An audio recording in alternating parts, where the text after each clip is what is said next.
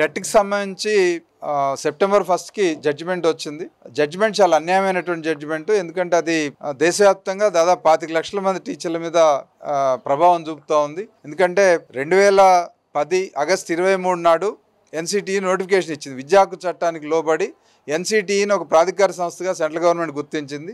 NCTE teacher qualification ఏంటనేది 23 August 2010న notification ద్వారా ఇచ్చారు. సో ఆ రోజు ఎన్సిటిఈ స్పష్టంగా పారా నెంబర్ 4లో క్లియర్గా చెప్పింది, ఎవరైతే 23/8/2010 కంటే ముందు అపాయింట్ అయ్యారో వాళ్ళకి టెట్ అవసరం లేదని చెప్పింది.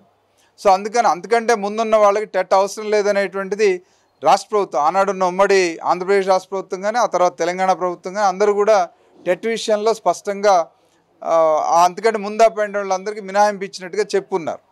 అయితే సుప్రీంకోర్టు మాత్రం దాన్ని పట్టించుకోలేదు.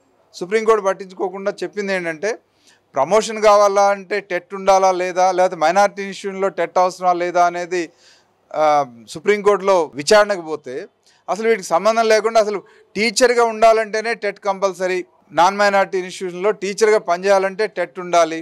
కానీ మానవతా దృక్పథంతో 142 ఆర్టికల్కి అనుగుణంగా 5 ఏళ్లలోపు రిటైర్ అయ్యే వాళ్ళకి టెట్ మినహాయింపు ఇస్తున్నాం.